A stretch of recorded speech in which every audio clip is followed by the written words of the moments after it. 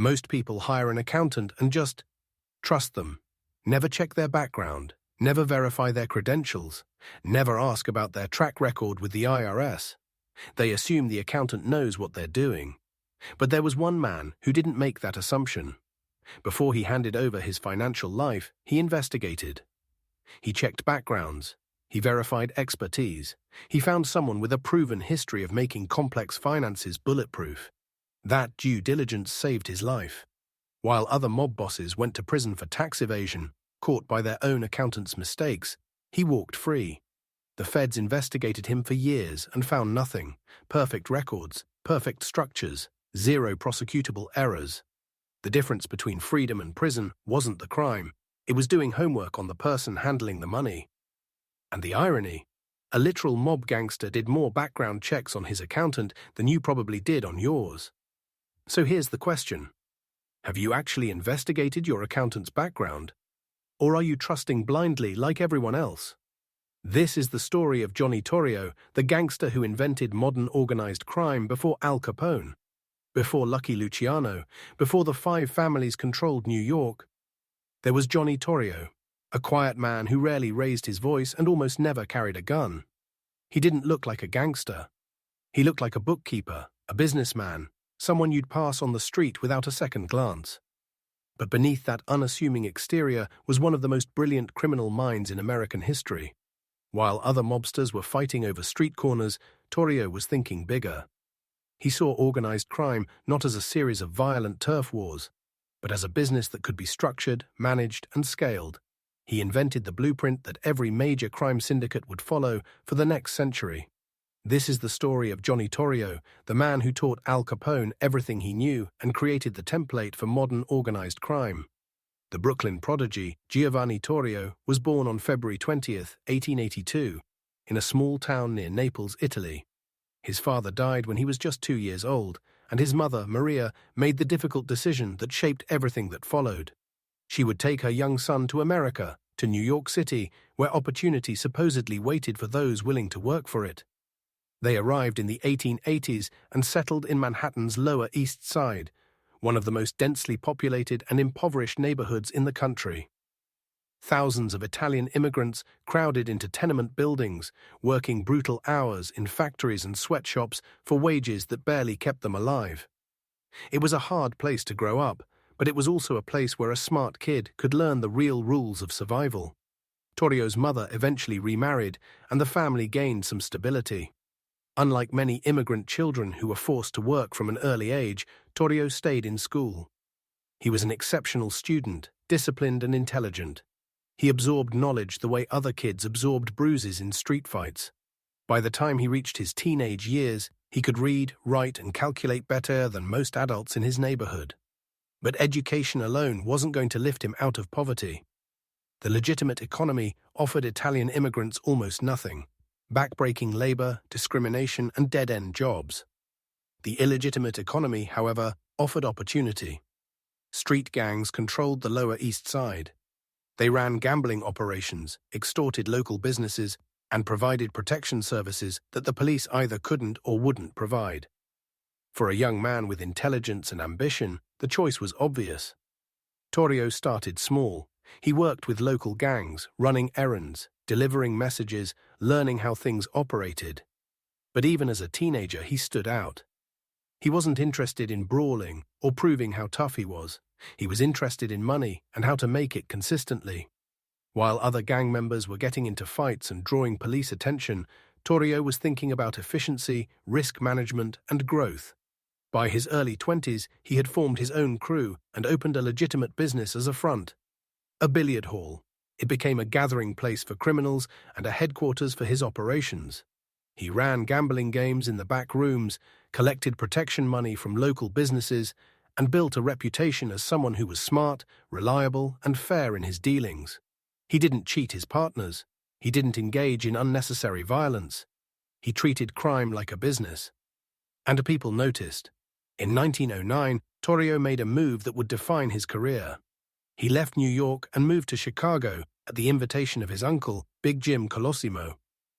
Colosimo had built a prostitution empire in Chicago's Levee district and needed someone he could trust to help manage it. Torrio was 27 years old, and he saw Chicago as a blank canvas. New York was crowded with established gangs. Chicago was wide open. Building the Chicago machine. When Torrio arrived in Chicago, he found a city that was corrupt to its core, but disorganized in its corruption. Police officers took bribes, politicians were for sale, gangs controlled territories, but they operated independently, constantly fighting each other over turf and money. There was no structure, no cooperation, no vision beyond the next score.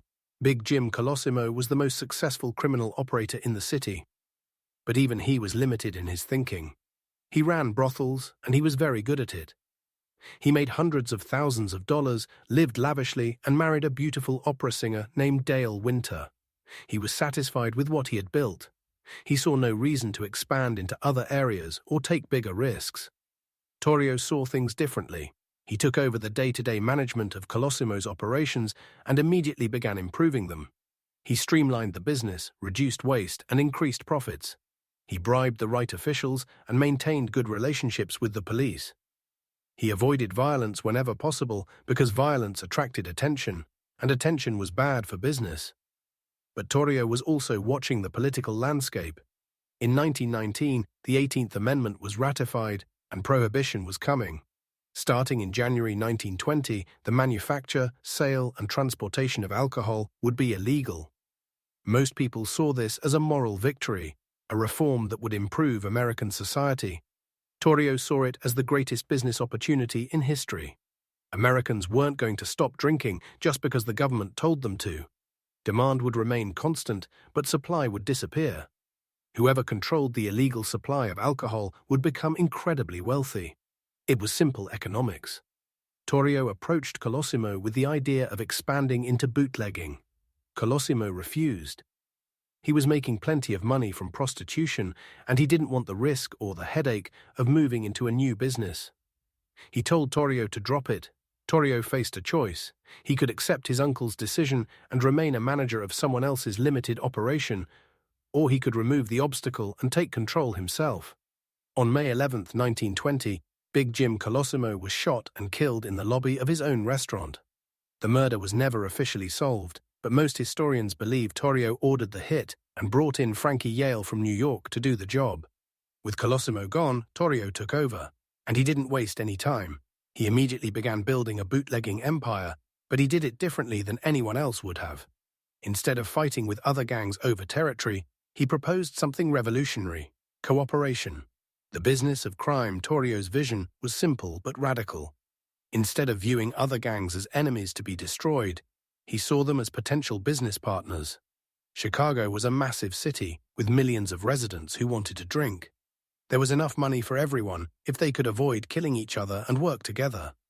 He began reaching out to other gang leaders across the city. He proposed dividing Chicago into territories, with each gang controlling their own area without interference from the others. They would cooperate on supply chains, share smuggling routes, and coordinate bribes to law enforcement. Violence would be bad for everyone's business, so they would settle disputes through negotiation rather than bloodshed. It was organized crime in the truest sense, a structured, coordinated criminal enterprise operating like a corporation. Torrio created the Chicago outfit, and he ran it like a CEO. He held meetings, established hierarchies, and implemented systems for accountability. He kept detailed financial records. He reinvested profits into expanding operations. He treated bootlegging like Standard Oil treated petroleum. The money flowed in faster than anyone expected. Torrio opened speakeasies across Chicago, legitimate-looking nightclubs where alcohol was served openly to anyone who knew the password. He established relationships with breweries in Canada and suppliers in Europe. He bribed police officers, judges, and politicians at every level of government. At the height of Prohibition, it's estimated that Torrio's organization was bringing in over $50 million per year. But Torrio understood something most gangsters didn't. Violence was sometimes necessary, but it should never be the first option. When negotiations failed, or when someone betrayed the organization, then you acted decisively and brutally as a deterrent.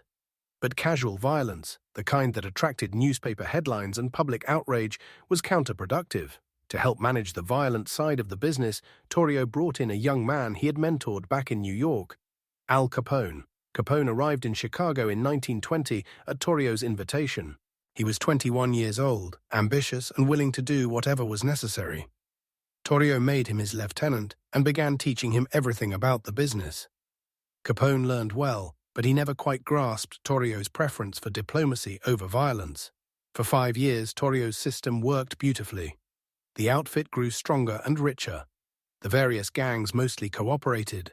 Law enforcement looked the other way. Chicago became the bootlegging capital of America, and Johnny Torrio was the quiet architect behind it all. But not everyone accepted Torrio's peace. The North Side Gang, led by Dean O'Banion, was a predominantly Irish crew that resented taking orders from Italians. O'Banion was reckless and unpredictable. He violated agreements, encroached on other territories, and openly mocked Torrio's diplomatic approach. Torrio tried to manage the situation peacefully, but O'Banion crossed one line too many. He set up Torrio in a raid that nearly landed him in prison. It was a betrayal that demanded a response. On November 10, 1924, Dean O'Banion was shot and killed in his flower shop. Multiple shooters were involved, and while Torrio didn't pull the trigger himself, everyone knew he ordered it. O'Banion's death didn't end the problem. It created a bigger one. The North Side Gang, now led by Jaime Weiss and Bugs Moran, declared war on the outfit.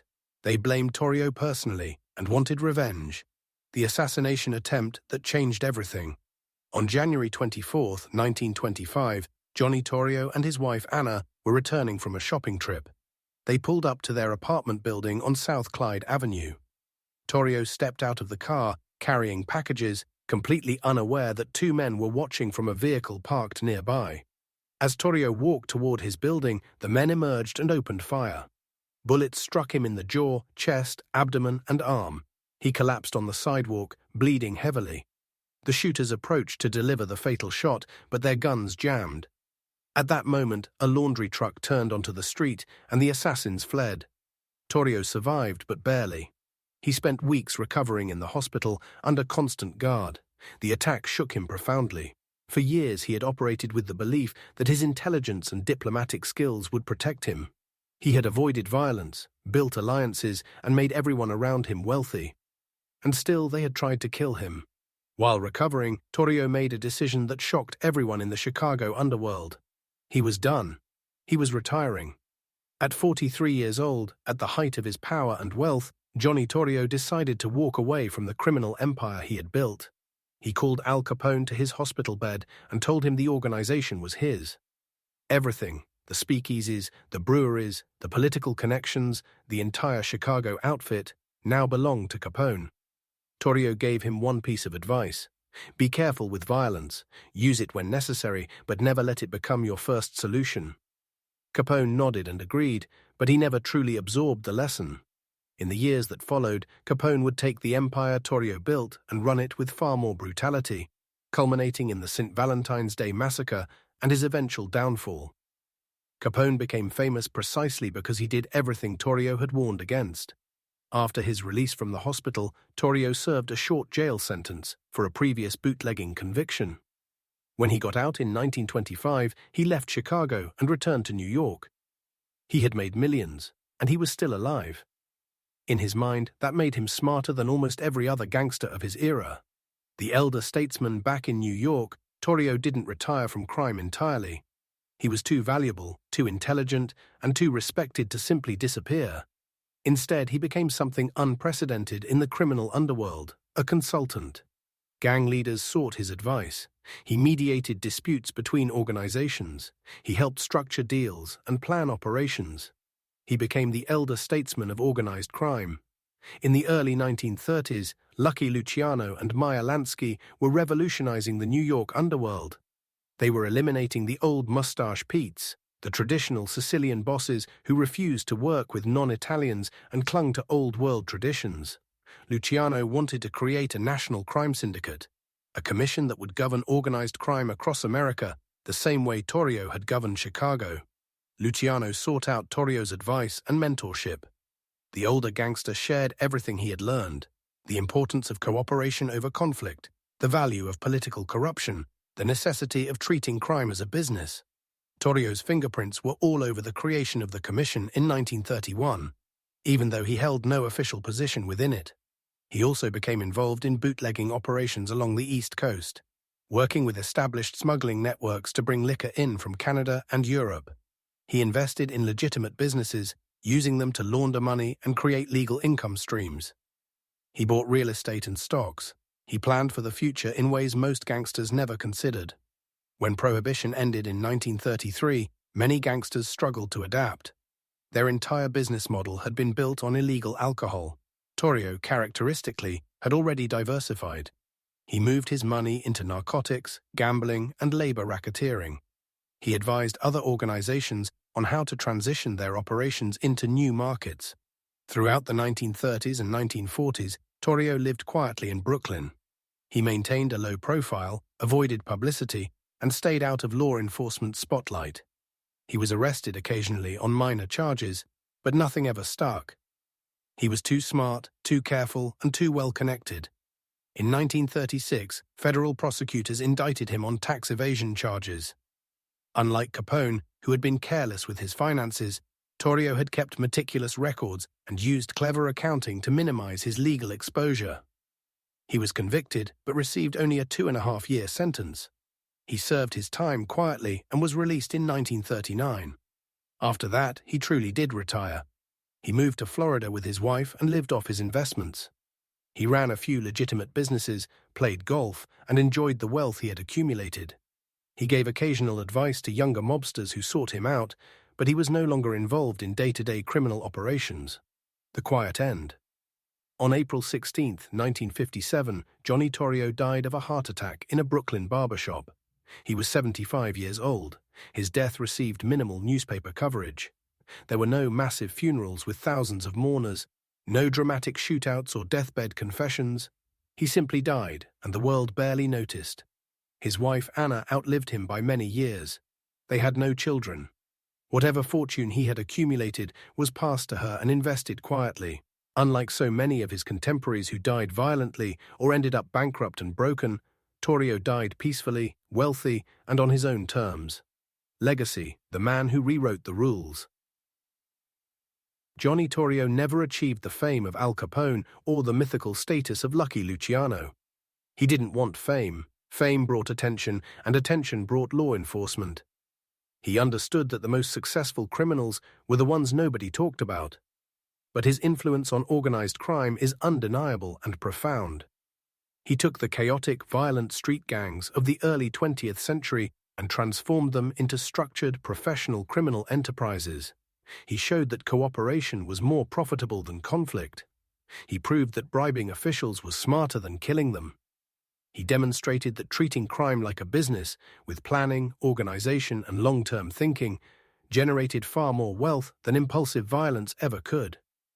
Every major crime syndicate that came after Torrio used his blueprint. The commission that governed the 5 families operated on principles he established in Chicago. The modern Mafia's corporate structure, with bosses, underbosses, consiglieri, and soldiers, is a direct descendant of Torrio's organizational model. Even contemporary drug cartels and criminal enterprises follow strategies he pioneered a century ago. He mentored some of the most famous gangsters in American history. Al Capone was his protégé. Lucky Luciano sought his counsel. Frank Costello, Meyer Lansky, and countless others learned from his example. He was the teacher whose students became legends, while he remained in the shadows. Perhaps most remarkably, he survived. In an era when most gangsters died young, shot in the streets, killed by rivals, or destroyed by their own organizations, Torrio lived to 75. He made millions, enjoyed his wealth, and died peacefully. In the world of organized crime, that alone makes him exceptional. Johnny Torrio didn't invent crime. Crime has existed as long as humanity. But he invented modern organized crime. He took a fragmented, chaotic underworld and showed how it could be structured, managed, and scaled. He proved that the most dangerous gangster wasn't the one with the biggest gun or the most vicious temper. It was the one with the sharpest mind and the longest vision. He was the gangster who thought like a businessman, the violent criminal who preferred negotiation, the powerful boss who walked away at the height of his power. He built empires and taught legends, and he did it all while remaining largely invisible to history. That was exactly how Johnny Torrio wanted it.